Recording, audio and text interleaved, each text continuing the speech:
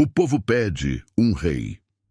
O povo de Israel havia atravessado gerações de milagres, vitórias e também de dificuldades. Deus havia escolhido juízes para conduzir a nação, levantando líderes em momentos de crise para libertar o povo de seus inimigos. Samuel era o último desses juízes, um homem fiel que desde a infância ouvira a voz do Senhor. Sob sua liderança, Israel havia experimentado paz e restauração espiritual. Contudo, o tempo passou e Samuel já estava envelhecido. Seus filhos, a quem ele havia colocado como juízes em Berseba, não seguiram o caminho do pai. Em vez de justiça, buscavam interesses próprios, aceitavam subornos e pervertiam o direito.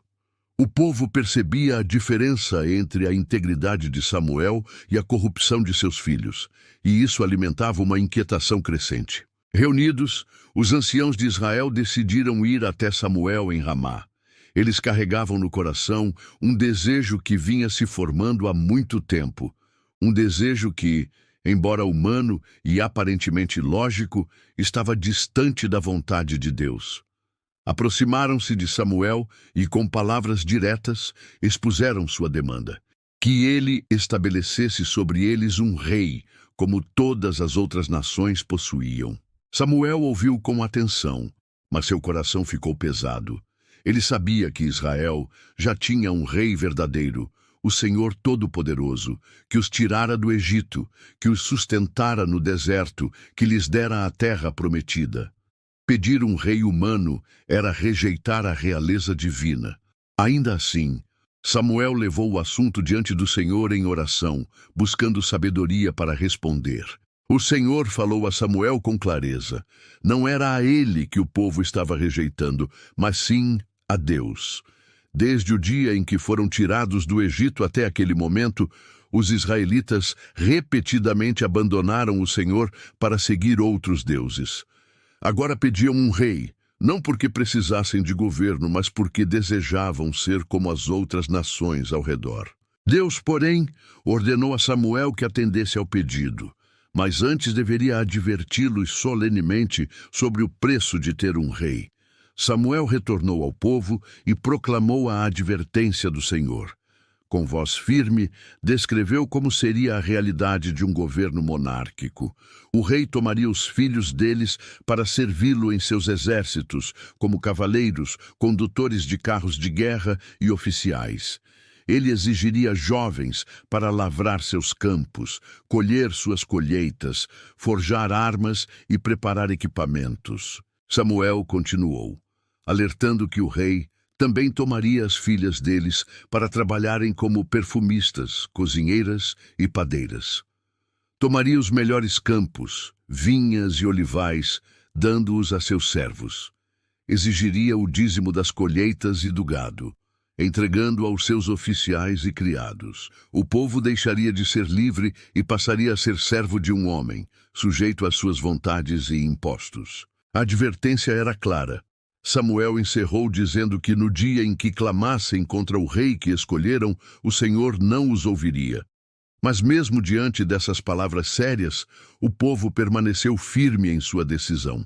Em uníssono, responderam que desejavam um rei sobre eles. Queriam ser como todas as nações, com um governante que os conduzisse nas batalhas. Samuel ouviu a insistência deles e novamente levou a questão ao Senhor. E Deus reafirmou que Samuel atendesse ao desejo do povo e estabelecesse um rei. Assim, Samuel despediu os homens com a promessa de que cada tribo seria chamada e em breve o Senhor mostraria quem seria o escolhido para governar Israel. A decisão do povo revelava mais do que um desejo político. Mostrava o coração humano inclinado a rejeitar a dependência de Deus e buscar segurança em estruturas visíveis. Queriam estabilidade, queriam se sentir como as outras nações, mas não perceberam que estavam abrindo mão do privilégio de serem governados diretamente pelo Senhor. Naquela noite, Samuel refletiu sobre o peso da escolha do povo. Ele sabia que obedecia à ordem do Senhor, mas também entendia que um novo tempo começava em Israel. O pedido de um rei marcava o fim de uma era de liderança carismática dos juízes e o início da monarquia, com todos os seus desafios, riscos e consequências. O episódio em que Israel pede um rei não é apenas um registro histórico, mas um retrato da condição humana. Muitas vezes, homens e mulheres, em busca de segurança e estabilidade, escolhem confiar em sistemas e pessoas em vez de depender totalmente de Deus. Assim foi com Israel e assim continua sendo em muitos corações até hoje. O povo de Israel não pediu simplesmente uma forma de governo, mas revelou sua insatisfação com o modo como Deus os conduzia.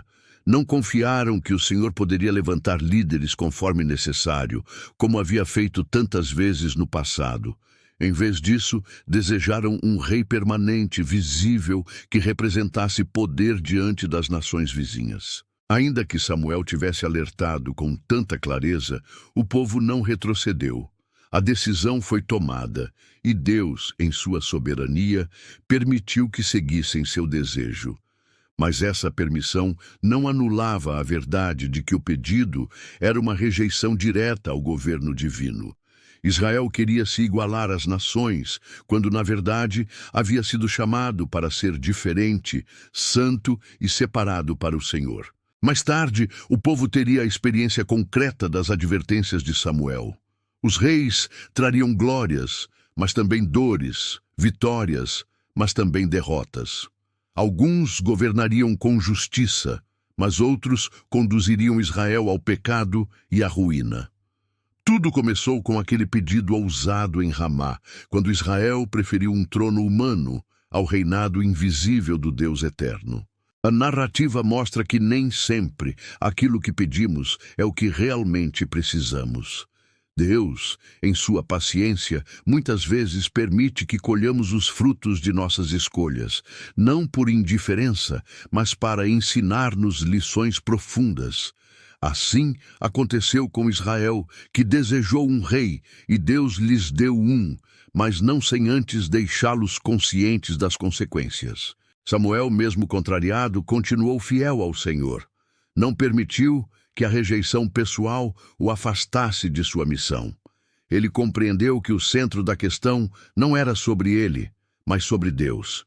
Essa atitude ensina que, mesmo quando somos rejeitados ou quando nossas palavras não são ouvidas, devemos permanecer obedientes àquilo que Deus nos manda fazer. O pedido de Israel por um rei é também um alerta espiritual. Quantas vezes as pessoas desejam moldar suas vidas conforme os padrões do mundo, em vez de aceitar a singularidade do chamado de Deus? Israel queria ser como as outras nações, mas se esquecia de que havia sido escolhido justamente para ser diferente.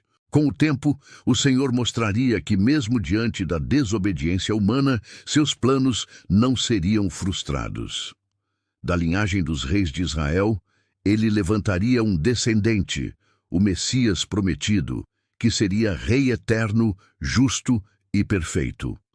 O pedido de Israel por um rei terreno, embora marcado por falhas, seria usado por Deus como parte do caminho para a vinda do verdadeiro Rei dos Reis. Essa história permanece viva porque mostra a tensão entre o desejo humano e a vontade divina. Israel clamou por um rei, e Deus os atendeu, mas ao mesmo tempo os lembrou de que a verdadeira realeza pertence somente a Ele. Ainda hoje, a pergunta permanece: quem governa o nosso coração, as estruturas humanas ou o Senhor soberano?